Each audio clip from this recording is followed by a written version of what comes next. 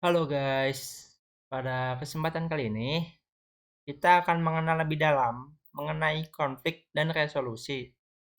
Sebelumnya, kenalin dulu nih, aku Syahrul Rifki Abidin dengan NIM PMM 22000097.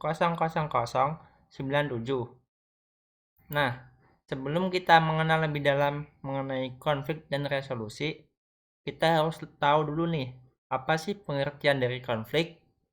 Nah, secara etimologi, konflik berasal dari bahasa Latin configere yang berarti saling memukul. Menurut Antonius dan kawan-kawan pada tahun 2002, konflik adalah suatu tindakan salah satu pihak yang berakibat menghalangi, menghambat, atau mengganggu pihak lain di mana hal ini dapat terjadi antar kelompok masyarakat ataupun dalam hubungan antar pribadi. Nah, konflik sendiri itu tuh identik dengan hal negatif.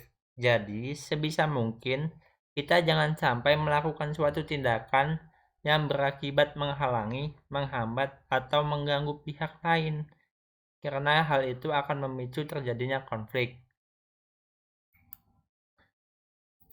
Di mana ada konflik, di situ ada resolusi. Nah, jadi sebuah konflik itu tetap saja ada jalan keluarnya, yakni biasa dikenal dengan resolusi. Resolusi sendiri dalam bahasa Inggris ialah conflict resolution yang memiliki makna berbeda-beda menurut para ahli yang fokus meneliti tentang konflik. Resolusi dalam Webster Dictionary menurut Levin tahun 1998 adalah 1. Tindakan mengurai suatu permasalahan. 2. Pemecahan. 3. Penghapusan atau penghilangan permasalahan. Nah, seperti yang kita kenal tadi ya, di mana ada konflik, di situ ada resolusi. Jadi resolusi itu tuh kata lain dari pemecahan atau penghapusan atau penghilangan permasalahan. Selanjutnya ada jenis konflik. Menurut Hunt and Metcalf tahun 1996, jenis konflik dibagi menjadi dua, yakni konflik intrapersonal adalah konflik yang terjadi dalam diri individu, misalnya ketika keyakinan yang dipegang individu bertentangan dengan nilai budaya masyarakat atau keinginannya tidak sesuai dengan kemampuannya.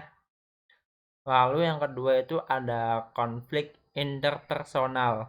Ialah konflik yang terjadi antar individu. Konflik ini terjadi dalam setiap lingkungan sosial, seperti dalam keluarga, kelompok sosial, teman sebaya, sekolah, masyarakat, dan negara. Konflik ini dapat berupa konflik antar individu dan kelompok, baik di dalam sebuah kelompok maupun antar kelompok. Lalu ada konsep konflik.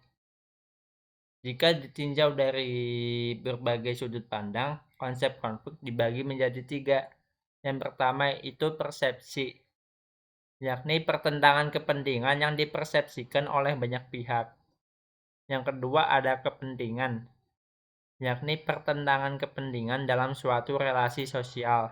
Dan yang ketiga itu ada perilaku, perbuatan pemaksaan kehendak yang dilakukan oleh satu pihak kepada pihak lain yang berkeberatan dalam suatu relasi sosial. Nah, jika ditinjau dan dianalisis melalui masyarakat makro, konflik itu ada 4 bagian, yakni the cause of conflict atau penyebab konflik, the violence of conflicts, the duration of conflict atau lama tidaknya suatu konflik atau durasi suatu konflik, dan yang terakhir ialah the function of conflict atau fungsi dari sebuah konflik. Lalu untuk sumber-sumber konflik itu sangat beragam. Beberapa di antaranya ialah keterbatasan sumber, tujuan yang berbeda, independensi tugas, keragaman sistem sosial, diferensi organisasi, sistem imbalan yang tidak layak, komunikasi yang tidak baik, dan perlakuan tidak manusiawi. Nah, jadi sebisa mungkin kita itu mencegah sumber-sumber konflik tadi agar tidak kian tumbuh. Agar apa? Agar masalah yang lahir itu tidak terlalu merugikan dan membahayakan, seperti itu. Lalu mengenai bentuk konflik itu ada dua. Yang pertama horizontal. Konflik horizontal adalah konflik yang terjadi antara satu kelompok masyarakat dengan kelompok masyarakat yang lain dalam satu komunitas di wilayah suatu negara. Unsur utama yang mendorong terjadinya konflik horizontal adalah kepentingan primordial yang meliputi unsur agama, etnis, kebudayaan, dan kelompok kepentingan lainnya. Konflik atau pertentangan antara banyak kepentingan kelompok meliputi nilai budaya, agama, adat istiadat, dan etnisitas sudah merupakan bagian yang menyatu sejak kehidupan ini ada. Dengan demikian, konflik merupakan sesuatu yang tidak terelakkan, baik bersifat positif maupun negatif. Nah, jadi selama kita hidup, kita akan menemui konflik ya. Jadi sebisa mungkin kita mengatasi konflik itu. Mengenai konflik horizontal sendiri, itu tuh konflik yang dimana pelakunya itu memiliki kekuatan yang sama. Jika pelakunya memiliki kekuatan yang berbeda, itu disebut bentuk konflik vertikal. Konflik vertikal sendiri merupakan perselisihan atau pertentangan antara kelompok yang berkuasa terhadap kelompok yang dikuasai, kelompok yang memerintah dengan kelompok yang diperintah, serta pertentangan antara kelas yang ada di masyarakat. Sistem stratifikasi sosial dalam masyarakat yang sengaja disusun atau dibentuk untuk mencapai tujuan tertentu biasanya berkaitan dengan pembagian kekuasaan dan wewenang yang resmi dalam organisasi formal seperti pemerintahan, partai politik, organisasi, dan sebagainya. Kekuasaan dan wewenang itu merupakan suatu unsur khusus dalam sistem pelapisan sosial yang merupakan nilai lain daripada uang, tanah, dan benda ekonomis lainnya yang bersifat vertikal. Kekuasaan kelompok atau kelas dominan dalam masyarakat merupakan konflik antara kelas sosial ekonomi. Nah, untuk contoh konflik vertikal itu tuh biasanya konflik antara rakyat dengan pemerintah. Lalu dengan tokoh yang berbeda, muncullah pendapat yang berbeda mengenai bentuk konflik. Yang pertama itu konflik potensial. Biasanya itu konflik yang tidak diketahui oleh banyak orang.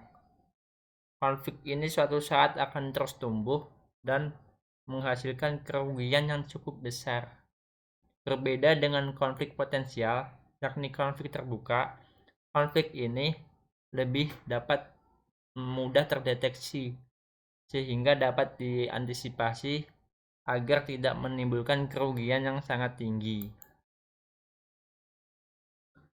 Untuk aktor konflik sendiri itu ada 3, aktor utama, aktor pendukung, dan aktor penengah. Aktor utama ialah aktor yang berperan penting dalam suatu konflik. Lalu selanjutnya ada aktor pendukung. Aktor ini biasanya membantu meramaikan atau menjalankan suatu konflik itu tadi. Dan yang ketiga itu ada aktor penengah. Aktor penengah berperan sebagai penyedia solusi atau jalan keluar. Biasanya aktor penengah itu dijalani oleh orang ketiga. Untuk penyebab konflik itu ada internal dan eksternal. Internal itu berasal dari dalam diri dan eksternal dari luar diri.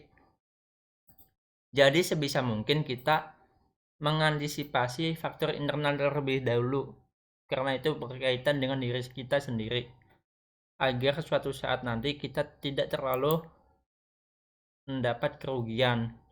Mengenai dinamika konflik, ada beberapa setiap konflik berbeda, dibutuhkan pisau analisis dan negara sebagai pemangku kekuasaan tertinggi dan penanggung jawab.